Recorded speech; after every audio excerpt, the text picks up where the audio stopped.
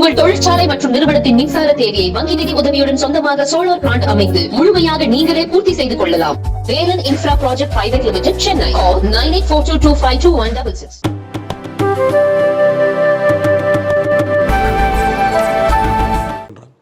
Sir, இந்த system இருக்குல்ல sir, இப்போ இந்த கொலாபரேஷன் இந்த பிரச்சனைகள்லாம் தமிழ்நாட்டோட நின்றுமா, இல்லை அடுத்தடுத்து வரக்கூடிய கட்டங்களில் தேர்தல் ஆணையம் இதை ரெக்டிஃபை பண்ணிடுமா, இல்லை இந்த மாநில தேர்தல் ஆணையத்தினுடைய பிரச்சனை மட்டும்தானா? இது மாநில தேர்தல் ஆணையம் நடத்தல, அகில இந்திய தேர்தல் ஆணையம் நடத்துது.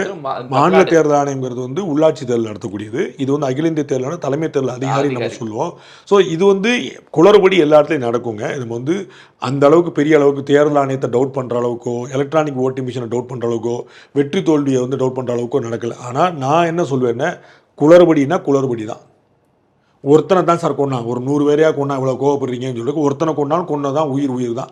ஜனநாயகம்னு பேசுகிறோம், 100% வாக்குப்பதிவு பேசுகிறோம். நம்ம அதை வந்து அதை இம்ப்ளிமெண்ட் பண்ணுறதுக்கு அரசாங்கமும் ஆணையமும் சரியாக செயல்படும்.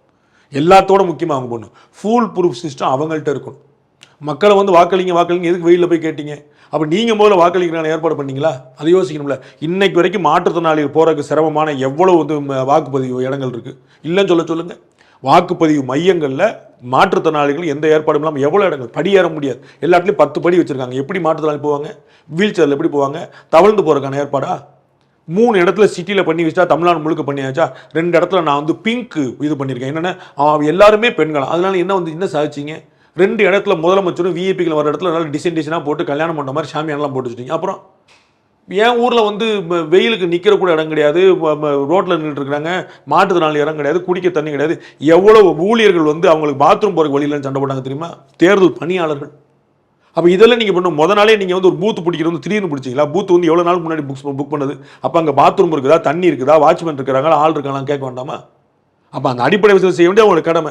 அதில் தான் கூடுதல் கவனம் செலுத்தணும். இது தமிழ்நாடு பிரச்சனையும் காஷ்மீர் பிரச்சனையும் கிடையாது, எல்லா இடத்துலையும் பிரச்சனை. அந்த அதிகாரிகள் வந்து நான் வந்துட்டேன், என்னுடைய வேலையை 2 வேலையை பார்த்தேன்னு சொல்லி போக முடியாது.